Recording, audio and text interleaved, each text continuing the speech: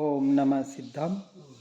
ओम सजात्म स्वरूप परम गुरु शुद्ध चैतन्य स्वामी ने नमः। छद्मस्त वाणी में कल हमने देखा कि जिसने अपने गुप्ती के मन वचन काया के गुप्ती के द्वारा गुप्त रहस्य को जान लिया, यानी अपने स्वभाव रमणता का जिसने प्रोसीजर, जिसको हम कहते हैं ना कि परिपूर्ण दशा कैसे प्राप्त की जाती है, ऐसे गुप्त रहस्य को जान लिया। अब उसे उसमें 1% अंश मात्र भी शंका न रही और उसके आधार पर उसने उसका आचरण किया और आचरण से अपने आराध्य को जान लिया। जैसा है वैसा, जैसा देव गुरु शास्त्र ने बताया वैसा का वैसा अनुभवन के आधार पर, क्योंकि आचरण का अर्थ है प्रायोग्य लब्धि के द्वारा जो उसने प्रयोग किए और अपने उपयोग को भीतर ले जाने का पुरुषार्थ किया और भीतर में स्थिर हुआ।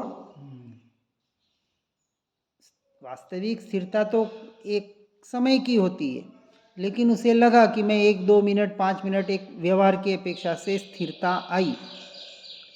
अब वहाँ कोई विकल्प भी नहीं है, सोहम भी नहीं है कि जैसा परमात्मा का स्वभाव वैसा मेरा स्वभाव, ये जानने वाला ज्ञान स्वभाव वो मैं, कोई भी विकल्प वहाँ नहीं है। यानी इस अवस्था को व्यवहार से निर्विकल्प अवस्था कही।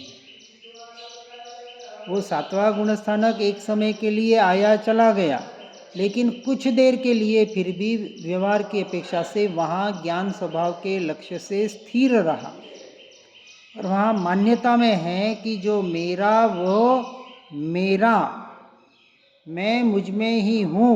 देखो आगे बताया, मेरा सो ध्रुव है, न उसमें कोई कुछ डाल सकता है, न उसमें से कोई कुछ ले जा सकता है। त्यागोपादान शून्यत्व शक्ति वाला परिपूर्ण अभेद अखंड एक त्रिकाली ध्रुव तत्व सो मैं। अब वो मैं में ऐसा लीन हो गया कि अपने स्वभाव का गणधर बन गया।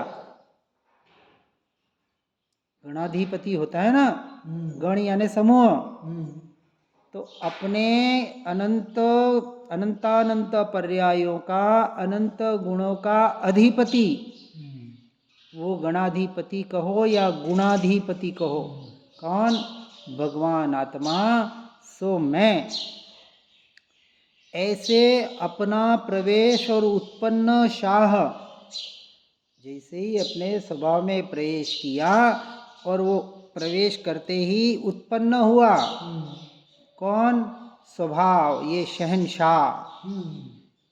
प्रकट हुआ का अर्थ अनुभव में आया। ऐसे शहंशाह की जय हो। और ऐसे त्रैलोक्यनाथ अनंत स्वरूप में जो प्रविष्ट है वह उसमें विलीन हुआ और आगे अनंतानंत प्रदेश है उसमें विलीन हुआ। अनंत प्रदेश, अनंतानंत पर्याय, अब जहाँ अंश मात्र भी भेद भी न रहा, उसने अखंड अभेद एक त्रिकाली परिपूर्ण घनपिंड का आश्रय लिया। ऐसे आराध्य की, तो अब यहाँ कोई बाहर का आराध्य नहीं है, बाहर का ध्यान नहीं है, स्वयं के ध्यान से स्वयं के आराध्य को जिसने पर्याय में प्रकट कर लिया, उस तत्व की यहाँ बात चल रही है। अब उसमें आगे बताते हैं कि अनंत समय आवे तो कहो अनंत का प्रवेश लेओ। समय तो अनंत है, एक समय में सम्यक दर्शन हो गया, अब यहाँ उतना उसको संतोष नहीं है, अब वो आगे बढ़ेगा। 5वें गुणस्थानक में अनंत समय में प्रवेश और 6ठे गुणस्थानक में अनंतानंत समय में प्रवेश, यानी शुद्धि की वृद्धि, लीनता का जो काल है, पीरियड है, समय है, अपने स्व समय के आधार पर इस पीरियड की, इस समय की शुद्धि की वृद्धि। पहले एक समय में चौथे में हुआ, पांचवें में एक समय से अनंत समय में आया, कुछ सेकंड में आया, फिर आगे बढ़ते बढ़ते छठे गुण स्थानक में पहुंचा, वहाँ कुछ मिनटों में आया, और मिनट से अंतर्मुहूर्त तक पहुंचने का पुरुषार्थ कर रहा है, जिससे केवल ज्ञान पर्याय में प्रकट हो। ये हुई स्टेज। अब उसका वो पुरुषार्थ कर रहा है, इसलिए आगे कहा लेहू रे लेहू, जैसे लेओ तैसे लेओ, जिस प्रकार से मिले, लेकिन लक्ष्य ध्येय एक का होना चाहिए। ध्येय से चूक जाओगे तो वो साधन साधना नहीं रहेगी। साधन हम अब यहाँ बार बार कह रहे हैं, यहाँ मन वचन काया शरीर पुद्गल पुद्गल ये कोई साधन नहीं है, बिल्कुल नहीं है। ये तो व्यवहार से बाहर से स्थूल साधन हुए। अभी उस जीव ने एकमात्र अपने ज्ञान स्वभाव की पर्याय को साधन बनाया है। ये जो निरंतर जानना जानना जानना जो निरंतर अपनी ही ज्ञान स्वभाव की पर्याय से हो रहा है, ये हुआ निश्चय साधन। और इस साधन की आधार पर वो अपनी साधना करेगा। अब कहा, अब इस पर्याय के उपयोग करके जैसा बने वैसा अपने स्वभाव को ग्रहण करो। लेहो रे लेहो, जैसे लिया तैसे दिया, जो मेरी आशा करेंगे वे मेरे पास रहेंगे। क्या कह रहे हैं? मेरे पास औरों की किसी की जरूरत मुझे नहीं है।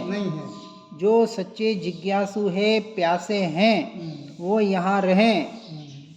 इसलिए कहा आवे तो वेलकम और जाए तो भीड़ कम। भीड़ कम, भीड़ नहीं चाहिए हमें तो कोई भी नहीं चाहिए।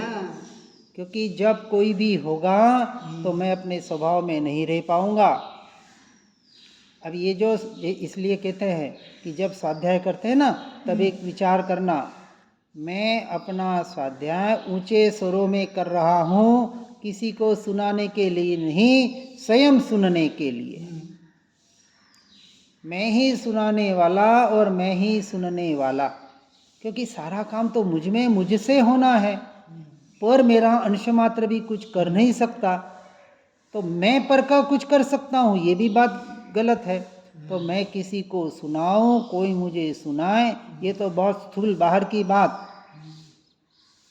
लेकिन जब तक मैं अपने से अपना कार्य नहीं करूँगा, अपने से अपने में लीन बनने का प्रयास नहीं करूँगा, तो कहा फिर लेओ रे सर्व लेओ, लेहू कौन स्वभाव है।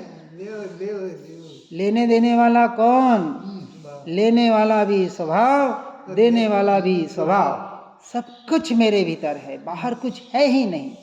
इतनी स्वावलंबनपना बताया और परावलंबनपना छुड़ाया कि हे जीव, अब तुझे देव गुरु शास्त्र की भी जरूरत ना रहे।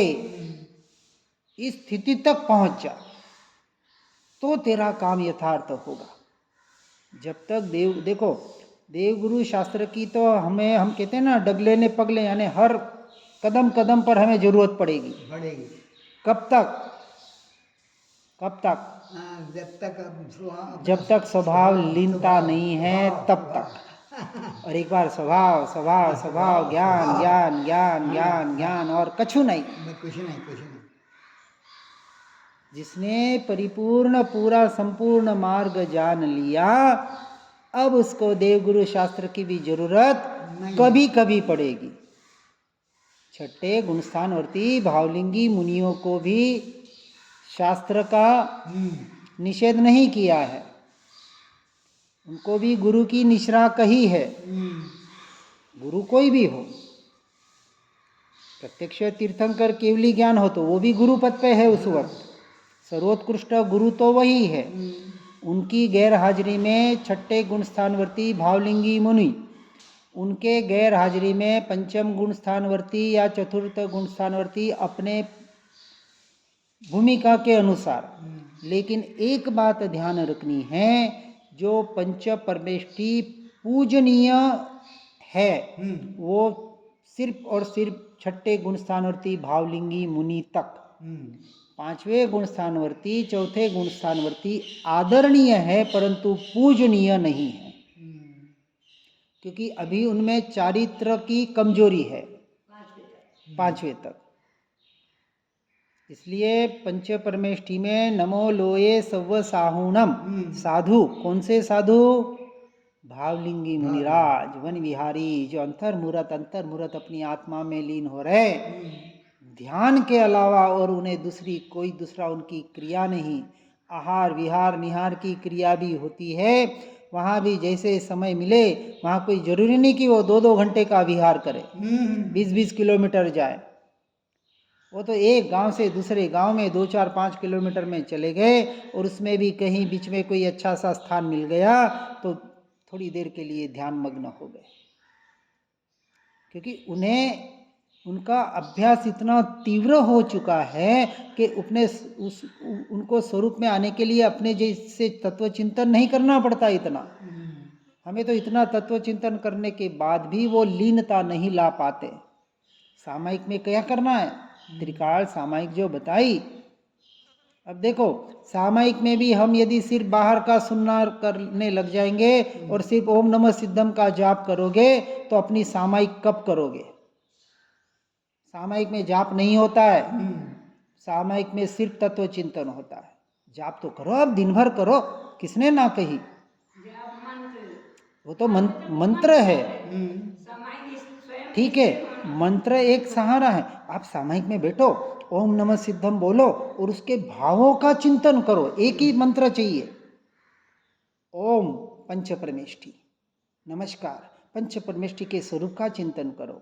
सिद्धम, सिद्ध स्वरूप आत्मा, वो मैं, जैसा पंच परमेष्ठी का स्वरूप सो वैसा ही हम, मेरा आत्मा वैसा ही मैं, क्योंकि मेरा आत्मा भी थोड़ा बाहर का कथन हो गया, वैसा ही मैं, ऐसा सो हम, ओम नमः सिद्धम, एक मंत्र का जाप किया, उसके तत्व का चिंतन किया, और यही मैं, सिद्ध स्वरूप भगवान आत्मा सो मैं। बस 1 मिनट का चिंतन काफी है, उस मैं में आ जाओ और थोड़ी देर स्थिर हो जाओ। यही मैं, उस मैं का अनुभव करने का प्रयास करो, अपने अस्तित्व का स्वीकार करने का प्रयास करो। ये हुई सामायिक। सामायिक में कोई पाठ नहीं करना है, कोई मंत्र रटन नहीं होना चाहिए। ये त्रिकाल सामायिक बताइए, तीसरी प्रतिमा 48 मिनट की, और चौथी प्रतिमा 48 घंटे की, पौषोदोपवास प्रतिमा 48 घंटे, क्योंकि अब हम वो जीव मुनि दशा की ओर बढ़ रहा है प्रतिमा के आधार पर, और 11वीं प्रतिमा में ऐलक शुल्लक क्या करेंगे? मुनि दशा का अभ्यास की, अंतर्मुरत आत्मलीनता का अभ्यास, तब जाके छठे गुणस्थानक में जाएंगे। ये बात यहाँ बता रहे। लेहू रे लेहू कौन? स्वभाव है। किसको लेना है?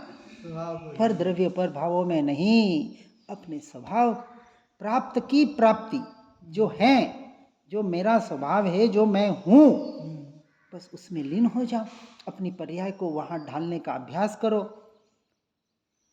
इसलिए अब उसको प्रमाण करो और ध्रुव को ले, अब जो जहाँ है सो वहाँ से ले, बाहर से नहीं। देवगुरु शास्त्र में भी नहीं मिलेगा। देवगुरु शास्त्र तो सिर्फ दिशा बताता है, उसकी अवस्था को बताता है, मार्गदर्शक है और कुछ नहीं है। मिलेगा कहाँ? जहाँ वस्तु है वहाँ मिलेगी। तो कहाँ ढूंढनी है शास्त्रों में? कि यहाँ। हाँ, वो एक दृष्टांत आता है। एक बुढ़िया ज्ञानी थी, रोज लोगों को समझाती थी, लेकिन नहीं समझ पा रहे थे। तो एक दिन वो, उस वक्त पहले ऐसे मकान घरों में लाइट, झोपड़ी में रहती थी, अंदर तो लाइट थी नहीं, बाहर एक कोई ऐसा दिया कुछ ऐसा जल रहा था, तो वो बाहर कुछ ढूंढ रही थी। बुढ़िया थी और ज्ञानी भी थी, तो 2 4 5 लोग आ जा रहे थे, बोले क्या ढूंढ रहे? कि सुई ढूंढ रही हूँ। तो कहे चलो हम भी मदद करें, या सिक्का ढूंढ रही हूँ। तो उन्होंने ढूंढा 10-15 मिनट, यहाँ तो नहीं मिल रहा है। फिर एक जने ने थोड़ा दिमाग चला तो पूछा, भाई आपका सिक्का कहाँ गिरा था? तो कहा झोपड़ी में गिरा था। तो भाई अजीब पागल है, हमको तो ज्ञान की बातें करती है और ढूंढ रही है वहाँ। तो बोले वही तो मैं बार बार कहने का तुमको चाहती हूँ कि जो वस्तु जहाँ है वहाँ ढूंढोगे तो मिलेगी। अब वस्तु तो भीतर में है और आप ढूंढ रहे बाहर की क्रियाओं में, व्रत जप तप उपवास आदि में, तीर्थ यात्रा में, बाहर की क्रियाओं में, ध्यान में। नहीं मिलेगी, कभी नहीं मिलेगी। तो वस्तु भीतर है, ये माध्यम है, और इसका सहारा लेके इन साधन को साधना बनाकर जब तक भीतर डुबकी नहीं लगाएंगे, अपने उपयोग को, अपने ज्ञान स्वभाव को साधन नहीं बनाएंगे, तब तक अब देखो सीधी सी बात, जब हमने सब पता चल गया और हमने ज्ञान स्वभाव को अपना साधन बना लिया, अब इनकी जरूरत रहेगी? हम तो जीवन भर इसके आधार पर जी रहे, फिर इसका आधार कब लोगे? मरने के बाद। तत्काल लेना है, ये बात बता रहे हैं। जहां है सो वहां से ले और प्रमाण करो, सिद्ध करो। हम कह रहे हैं इसलिए नहीं, ये तो चिल्ला ले मैं आत्मा शुद्धात्मा परमात्मा हूं, नहीं मिलेगा आत्मा कभी। यहाँ डुबकी लगाने से मिलेगा, और उसके लिए मौन होना पड़ेगा, एकांत में जाके साधना करनी पड़ेगी। पूरी साधना का विषय है। ऐसा वैसा हो जाता तो बचपन से सुन रहे हैं सबको सम्यक दर्शन हो जाता। इतना सहज और सरल नहीं है। हम तो चाहते हैं कि संसार में भी रहे और सम्यक दर्शन भी हो जाए। होगा, संसारी वाले के लिए ही है सम्यक दर्शन। चौथा गुणस्थानक अविरत सम्यक दृष्टि, अर्थात जो मिथ्या दृष्टि है उसी को तो सम्यक दर्शन प्राप्त करना है। लेकिन साधना के वक्त साधना होनी चाहिए, और वो भी ज्ञान स्वभाव की साधना। और उसके लिए ये स्वाध्याय और सत्संग व्यवहार खुराक है, और स्व का अध्याय और सत्स्वरूप आत्मा का संग सो निश्चय खुराक है। इसलिए जोर दिया है भेद ज्ञान और भेद विज्ञान पर। ये वस्तु स्वरूप तो समझ लिया शास्त्रों के माध्यम से, वस्तु स्वरूप को समझकर जब तक भेद ज्ञान नहीं करोगे तब तक तत्व निर्णय नहीं होगा, और तत्व निर्णय नहीं होगा तब तक कैसे मबल स्वभाव पर दृष्टि जाएगी। पूरा सीधी सी साधना, इतनी सी कहने के लिए तो इतनी सी है, लेकिन अनंत जन्मों में जो नहीं किया वो इस एक भाव में करना है। अब विचार करो। इसलिए श्रीमद जी का एक कथन आता है, अनंत भव इन शरीरों के लिए, अनंत देह धारण किए ना 84 के चक्कर में, इस आत्मा को गला दिया। आत्मा का दुरुपयोग किया ना, आत्मा का यानी उसके स्वभाव का, आत्मा को पर में लगाया, पर भावों में बिखराया। अब एक भाव इस शरीर को इस आत्मा के लिए लगा दो, अपने लिए लगा दो। ये साधन मिला है सर्वोत्कृष्ट, 84 लाख योनियों की सर्वोत्कृष्ट ये मनुष्य योनि मिली है, जिसके लिए सम्यक दृष्टि देवता भी तरसते हैं कि कब हम मनुष्य फिर बने और मोक्षगामी बने। अब लेहू रे लेहू, कब? अभी लेहू, अभी लेहू ले रहे हैं। हाँ। देखो, बोलने से काम नहीं होगा, साधना वैसी होनी चाहिए। तो साधना का महत्व है, इसलिए आगे बता रहे हैं। जो यहाँ थे वो निकल गए, कहाँ अपेक्षा से बता रहे, एकेंद्रियादि योनि से निकलकर यहाँ आ गए। एकेंद्रिय से पंचेंद्रिय की यात्रा चली अपनी इस काल की। ऐसे तो एकेंद्रिय से पंचेंद्रिय की यात्रा अनंत बार हो गई, 84 लाख योनि की। एक 84 लाख योनि अनंत भाव निकल जाते। कितने? 2000 सागरोपम कुछ बताया रहा ना। हाँ, 2000 सागरोपम का ये अंतिम भाव। हाँ। भले अपन कहते हैं कि कितने 48 16 3 मनुष्य, स्त्री के और नपुंसक के। हाँ, अब क्या गारंटी है कि ये 48वां भाव नहीं होगा? ऐसे समझना है, ये भाव चुक गए तो सीधा निगोद, अब चुकना नहीं है। और क्यों? ऐसे गुरुदेव मिले, ऐसी वाणी मिली, उसके बाद भी चुक गए तो हमारे जैसा भागी, सीधी सी बात। जब तक ये गहराई से नहीं उतरेगा, जब तक इसका खेद ये व्यवहार की अपेक्षा से, अरे रे रे रे रे, अब करने जैसा तो एक ही कार्य है और कुछ करने जैसा है ही नहीं। अब दो चीज होगी, पर से छूटना और सो में लगना। हाँ, दोनों साथ में चलेंगे अपेक्षा से। फिर इस अपेक्षा से गुणस्थानक बढ़ेगा और इस अपेक्षा से अपने गुणस्थानक को बढ़ाकर अपनी आत्मा का काम इस मनुष्य योनि में, अपने स्वयं का, आत्मा का यानी अपनी आत्मा का भी नहीं, मेरा, मेरा मेरा क्योंकि मैं आत्मा हूं, मैं शरीरादि पुद्गल नहीं। इसका निर्णय करके अपने इस मनुष्य भव को सफल बनाना है। इसी भावना के साथ ओम नमः सिद्धम। जिन वाणी के ज्ञान से हो सम्यक श्रद्धान, हो चारित्र महानहुर पाऊं पद निरमान। आत्म ही है देव निरंजन, आत्म ही सदगुरु भाई, आत्म शास्त्र धर्म आत्म ही तीर्थ, आत्म ही सुखदाई। आत्म मन नहीं है रत्नत्रय, पूरित अवगाहन सुखधाम। ऐसे देव शास्त्र सदगुरुवर, धर्म तीर्थ को सतत प्रणाम, धर्म तीर्थ को सतत प्रणाम।